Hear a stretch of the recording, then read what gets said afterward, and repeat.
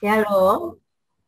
Jumpa lagi dengan saya Linda di channel saya Kesaksian tentang Tuhan Yesus. Oh ya, eh, kalau nonton video saya, tolong eh, nonton di channel saya Nelly Kesaksian, Nelinda Kesaksian Kristen. N ya, bukan M. Nelinda double L. Nelinda Kesaksian Kristen pasti nongol deh. Karena banyak saudara kita yang punya channel Kristiani juga yang suka reupload video saya daripada saudara nonton di tempat orang lain, nonton yang asli dong di tempat saya. Uh, kita dengar lagi kelanjutan dari Mbak Lydia ini, bagaimana kehidupan dia setelah kejadian itu. Nah, setelah kejadian itu bagaimana Mbak Lydia? Kejadiannya setelah itu, kehidupan kamu seperti apa? Ya, ya secara ini akhirnya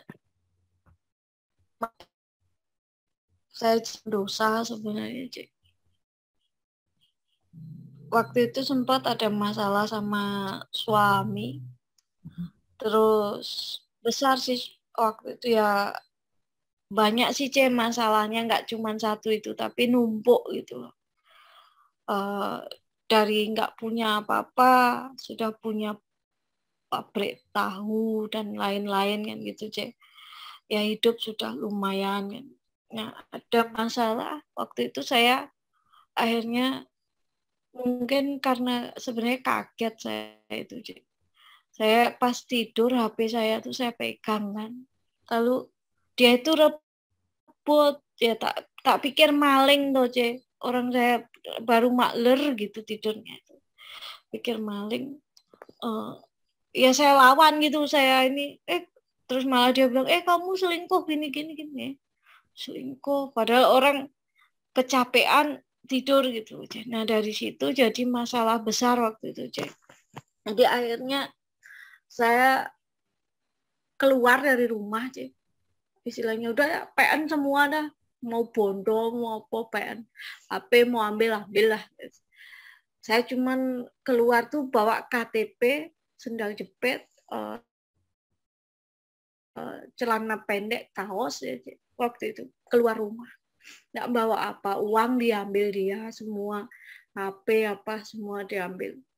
Jadi akhirnya saya keleleran, saya di jalan aja waktu itu. Istilahnya akhirnya tidur saya di tempat temen. Ya ini kejadiannya saya singkat aja ya, karena kalau banyak masalah kan ya artinya saya minggat tuh pasti ada masalah gitu loh. Yang masalah itu besar waktu itu. Jadi akhirnya keluarlah saya dari rumah. Saya dari situ, saya sebelumnya kan saya pelayanan tuh ya, waktu sama suami yang dulu saya pelayanan di gereja. Ikut pelayanan ya setelah jadi orang Istilahnya ya Kristen ya. ikut saya pelayanan jadi singer, jadi istilahnya kemana-mana gitu, keluar kota, jadi kesaksian gitu. Terus akhirnya minggat itulah, dari minggat itu saya ya jatuh dalam dosa, dosa uh, anggaplah dosa perzinaan, tapi tidak usah saya sebutkan namanya, sampai saya ya punya anak kan gitu.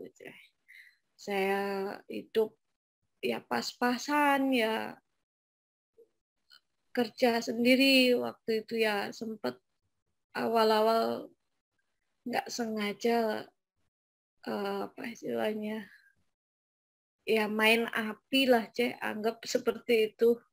Akhirnya jatuh dalam dosa, punya anak, hidupnya berantakan, nggak karuan, kerja ini itu nggak ada yang jadi, ribut terus, dituduh ini, dituduh itu banyak sekali. Akhirnya ya terakhir saya coba buka teh poci, masih punya uang waktu itu ya, ada dibantu beberapa temen ya, termasuk CC waktu itu kan bantu bantu juga saya waktu itu untuk modal buka itu. Tapi ternyata di rumah itu juga ribut-ribut. Hasil dari teh poci ya 30.000 per hari dapat ya. Sedangkan kontrak harus bayar 50.000 per hari. Akhirnya ya terjadilah perpisahan lagi kan gitu C. Dengan yang ini pokoknya hidupnya berantakan banget lah C.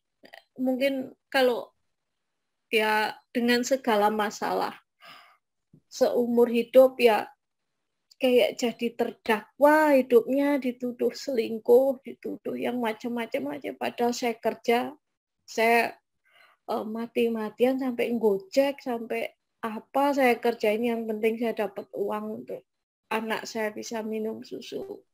Karena sempat anak saya minum air, saya nggak punya uang buat beli susu, minum air anak saya. Dari situ saya mencoba juga untuk ayo kerja, yuk kerja, yuk kerja. Tapi responnya lain kan gitu, Cek. Akhirnya ya tiap hari ribut. Ya udahlah, selesai saja saya bilang.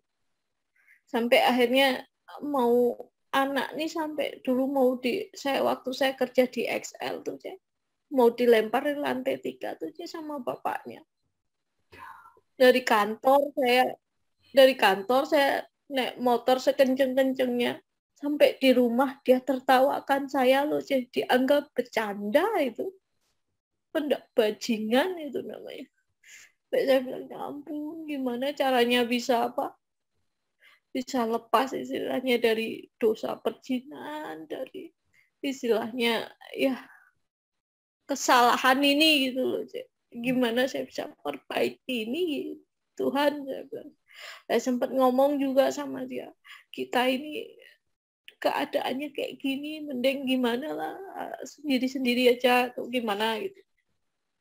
Susah sampai akhirnya kami bisa gitu loh. Akhirnya saya masih mencoba, saya di tempat yang lama saya jualan teh poci ya tetap hasilnya segitu kan ya. Saya mikir gimana caranya. Akhirnya saya keluar dari Yonas itu. Saya jadi marketing istilahnya produk-produk multi level aja. Anggap ada yang ya produk kesehatan, tapi ya corona kayak gini, Cece tahu sendiri aja. Mau jual harga 500 pun ya susah, ya minta ampun orang beli produk itu. Sampai tapi ya saya lebih tenang sebetulnya hidupnya sekarang daripada yang kemarin. Beban banyak, sekarang paling bebannya anak saja lah, Cik. Itu saja yang saya syukuri ya walaupun nyari susah, tapi ya istilahnya saya awal-awal waktu saya sudah pisah itu saya bilang terima kasih Tuhan, saya bilang saya sudah terlepas dari dosa perzinahan ini. Jadi bukan dosa. Akhirnya saya kan udahlah anak yang saya utamakan gitu. Sampai sekarang ya saya masih ada Gojek, ada itu juga Cik. Ya untuk nutup ya uang kos, ya uang makan, belum uang saya kan nitip anak kalau saya kerja gitu. Itu jadi ya memang sepi gitu. Ya susahnya kayak gini aja. Coba saya bilang semoga Tuhan kembalikan istilahnya rezeki saya dilancarkan, itu saja. Amin. Minta doa. Semoga Tuhan ya saya ampuni saya Tuhan. Hampir tiap malam saya kadang-kadang doa. Walaupun kayak gini ya saya di HP itu saya masih diserang loh, Cek. Secara emosional saya masih diserang. Masih dikata-katain kayak lu cewek mau sana sini, padahal dia nggak tahu saya kerja mati-matian loh, Cek, nyari uang untuk anak gitu. Kayak video yang kemarin saya kirim kayak gitu, Cek. Kata-katanya dia ke saya sampai saya bilang, oh rendah sekali saya ini ya. Saya bilang, Ampuni bilang, dia, apa ampuni. ya? Rasanya dibilang nggak kuat ya nggak kuat. Kamu harus mau mengampuni dia.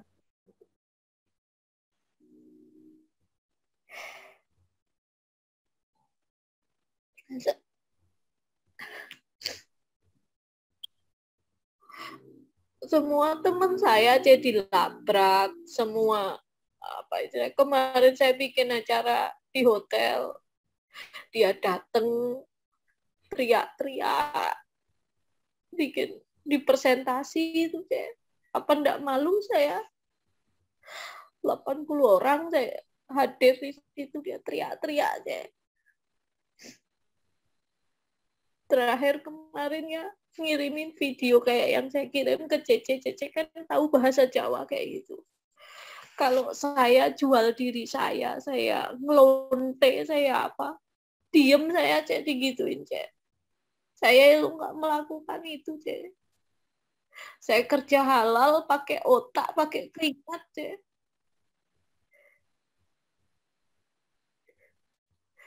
Sudah luka dikasih garam lagi saja.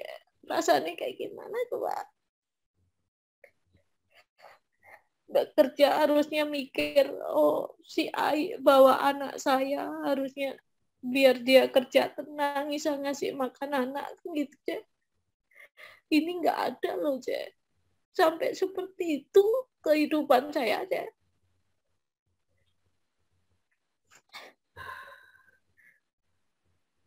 Kalau Cece Dan ngomong Cece sih kan harus ngampuni dia. Lepaskan pengampunanmu.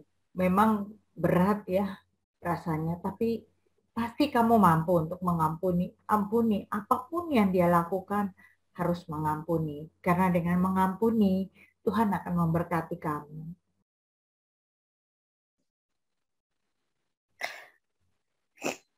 minta dukungan doanya aja.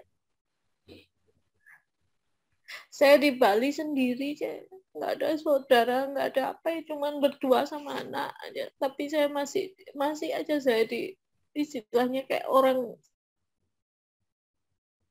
Ya, saudara, Saya ini mau dimatiin gitu aja. bebannya Mbak Lydia ini sangat berat sekali. Berat sekali, saya tahu berat sekali. Dan saudara ada yang tergerak ingin membantu kehidupan dia dan anaknya, saudara bisa transfer ke rekening BCA atas nama Mujiati, nomor rekeningnya nomor berapa ya Mbak Lydia ya? 6700366624, Cek. Saudara, seberapapun yang saudara bisa transfer atau donasikan ke Mbak Lydia ini akan sangat membantu kehidupan Mbak Lydia dan anaknya. Karena memang beban yang ditanggung dia sangat berat ya, dan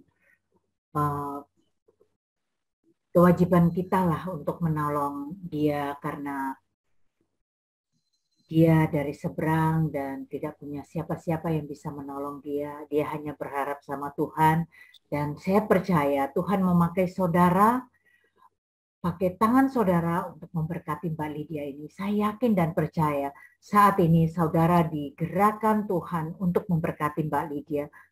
Karena saya tahu benar kehidupan dia betul-betul sangat berat.